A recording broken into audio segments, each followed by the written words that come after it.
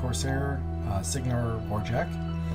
Got my brush, got my wet palette, as well as Cygnar blue base, Cygnar blue highlight,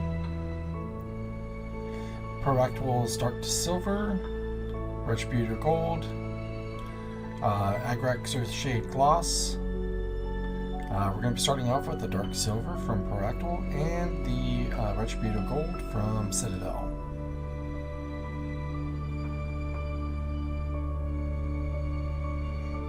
You can see I just put a little bit onto my wet palette. Get a little water mixed in there. And I'm just going to start going over the entire model with this dark silver. Now right here, I missed a small little piece that was 3D printed, so I just used my X-Acto knife to get it off real quick. And going back to using the dark silver from Proactable, I really like their paints, and I highly recommend checking them out from Monument Hobbies.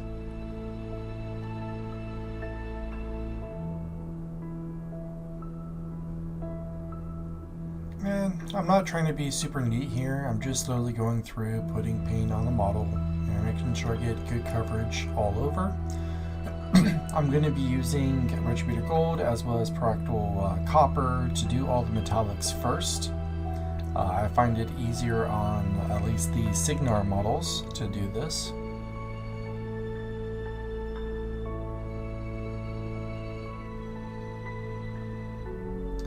And yeah, sorry I have the footage sped up ×2, otherwise it would take forever to edit. And I am doing the voiceover in post-edit, so forgive me.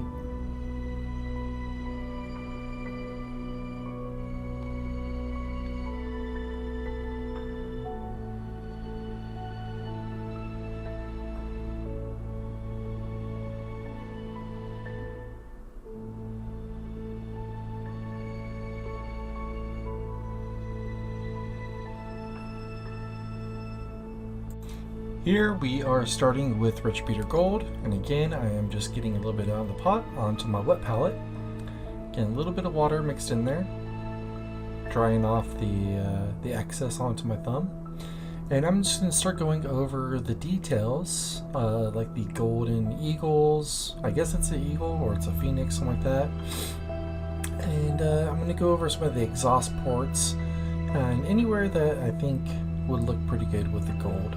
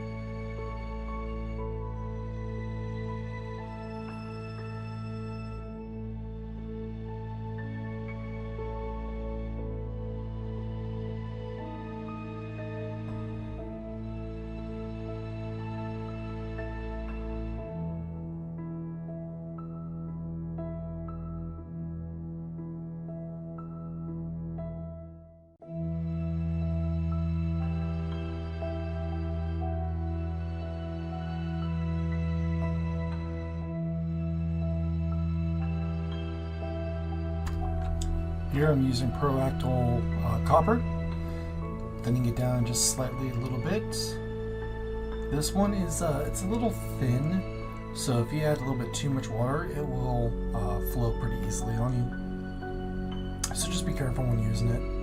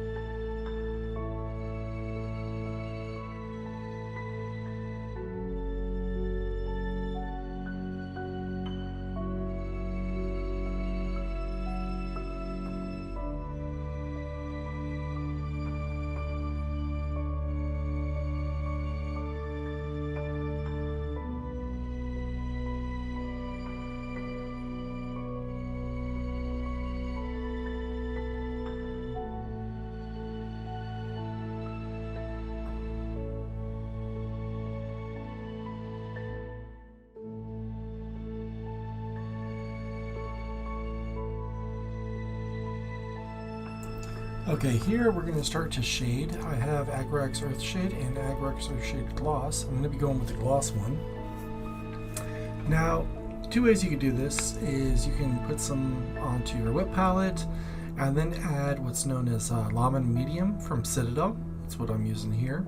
And I just use like 1 or 2 drops. And what this does is it helps kind of break up how viscous and thick it is, and it lets it breaks the surface tension and lets it go into the cracks and crevices a lot easier, and it helps give the metallics more of a shine, and it looks really nice after.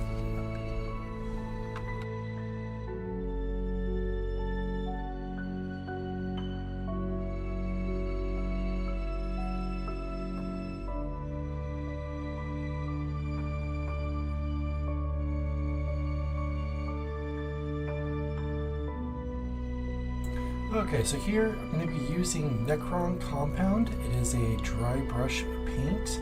So literally you just get a little bit on your brush and you get most of it off of your brush, and it's real powdery, and it's like a bright silver. So I go over all of the metallics with this, and it just gives a nice little shine and highlights all of the metal as well as the gold.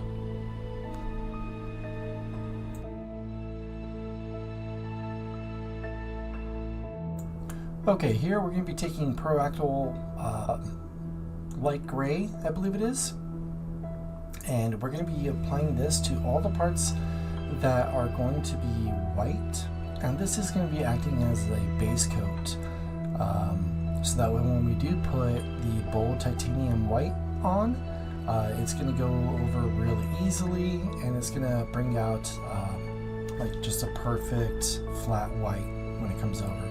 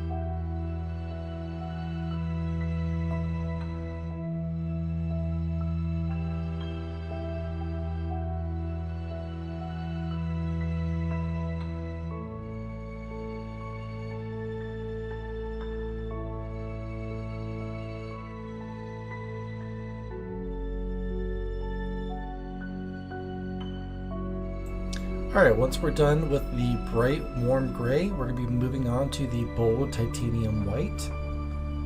And we're literally just going to be redoing the exact same steps that we were doing for the bright warm gray. And I had already done the arms with the same. And I'm just going to be going back over and applying probably, I want to say 2 to 3 coats, thin down coats. Should do it, and it will bring up a nice bold white. Sorry, you probably can't really see it on footage because the light and the reflection of the white, that's how bright it is. It almost seems kind of washed out, but trust me, it looks a lot better in person.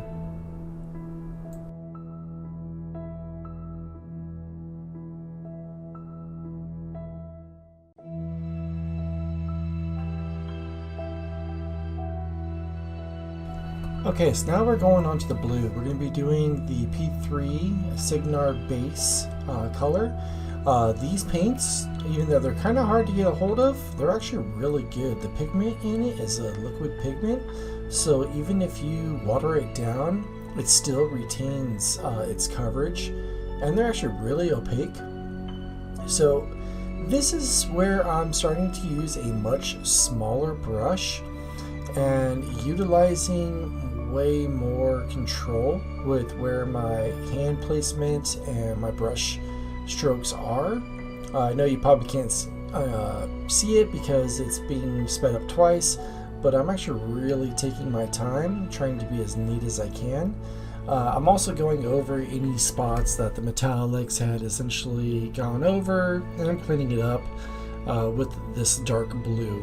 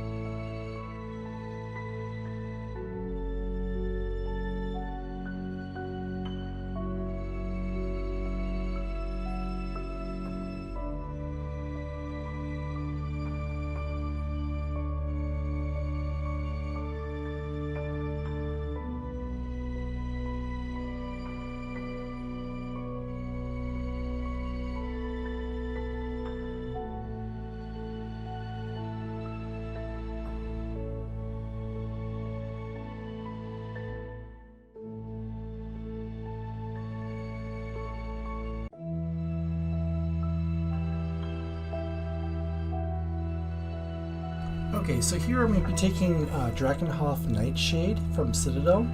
This is actually a really dark, almost purplish shade.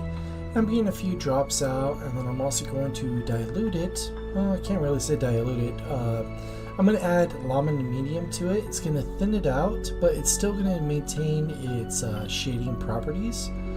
And I'm just going to go very neatly over all of the Cygnar blue base areas, trying not to get any on the metallics as well as on the pure white, as you can see. And this is going to flow into all the little cracks and crevices, and it's going to shade really, really well, especially around all the rivets. And it's going to just kind of darken up the blue just a little bit, and it looks really nice.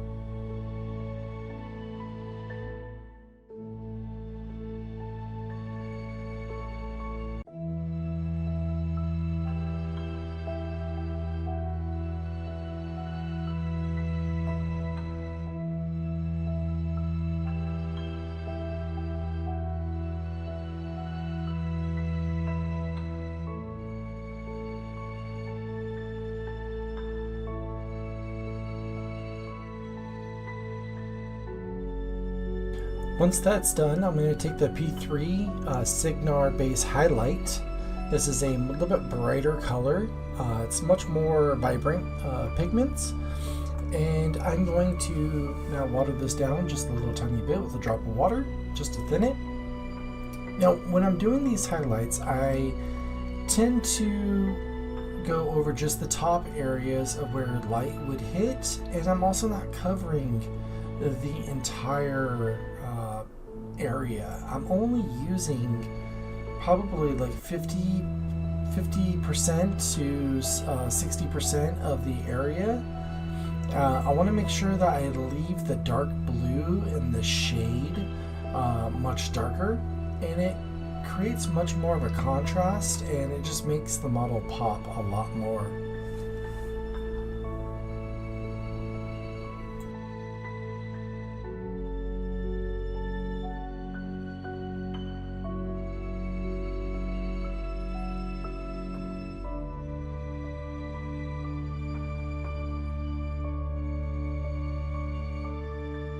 And here you can see I'm finishing up on the highlights, going around, and it just makes it look so much more vibrant. Now I'm taking AK Interactive Black. This is probably some of the best black paint I've used. When it dries, it just dries really, really matte. And here I'm using a very, very fine tip paintbrush. And you really want to be careful with this one because especially right where I'm painting, you really want to practice control of your paintbrush. If you have problems painting and your hands shake or your fingers shake, brace your wrists against the counter and try to get as many fingers against the desk or whatever surface you're painting on, and just try to constantly keep contact with your hand and the model to reduce shakiness. And with the time, you'll learn how to be more neat and more delicate with your brush strokes.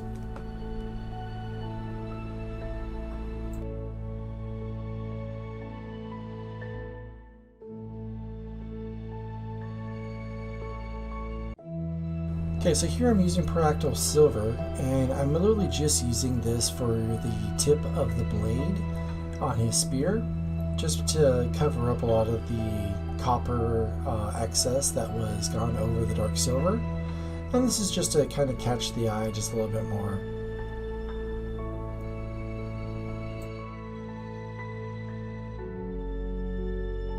Okay, here I'm using Model Color Vallejo Flat Earth, and I literally just use this to paint the base with the sand that I was glued on and primed.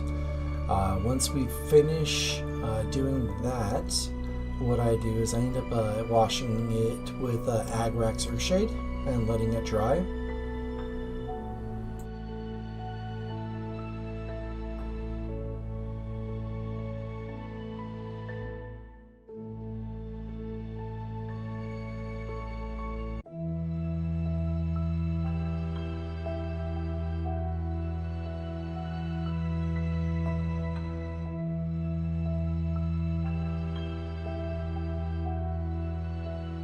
Okay, so here I'm going to be taking Fuegan Orange, Imperial Fist Yellow contrast paints, and a little bit of the Bold White, the Bold Titanium. I have put it in the little vents of the mask, and put white on the springs on the back area.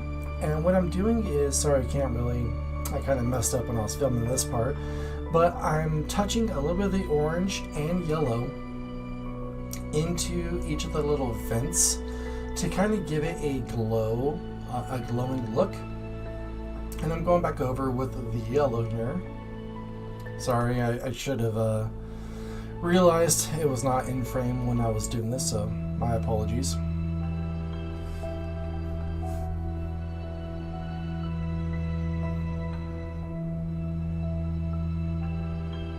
So next I'm taking Frosthearts, and this is a really cool, almost electric arcane, and I'm putting this over the springs on the back of the backpack there, or the machine.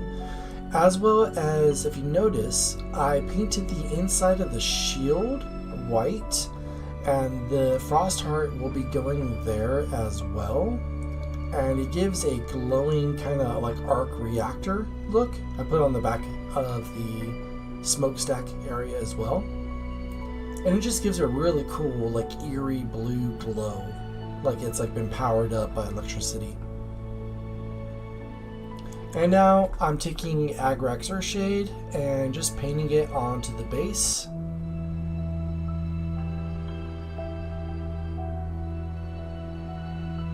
Making sure to let that dry fully before we move on to the dry brushing stage of the base.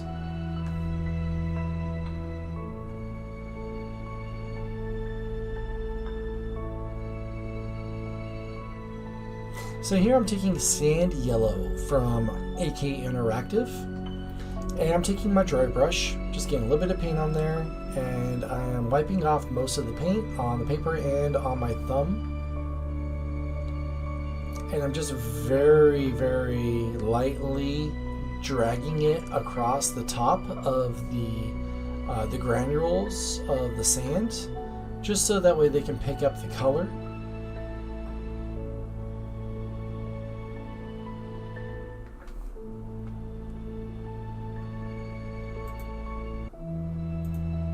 Okay, so I'm going back over with black, and I'm just using this to tidy up the base, just to kind of clean it up and make the entire thing a flat black.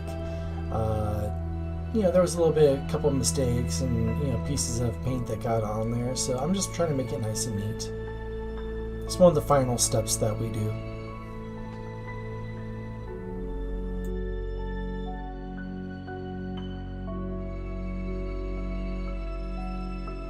Here I'm taking some super glue that I have, and I'm just going to apply a couple of little drops onto the base as soon as I can get it to work here. I have I think it's clogged, so thankfully this one comes with the brush, so I'm able to use that instead. And I usually, for a base this size, I'll do like 3 drops onto the base in different areas. And then I'll come back with some tweezers and some static grass from Army Painter, I believe. They're just like little grass tufts that you put down, and voila, all done.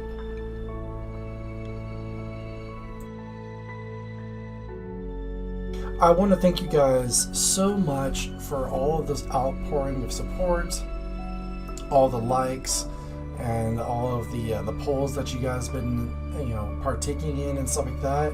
This was an absolute blast to paint, and I am definitely looking forward to continuing. Thank you guys so much, and until next time, it's ArcNode. See ya.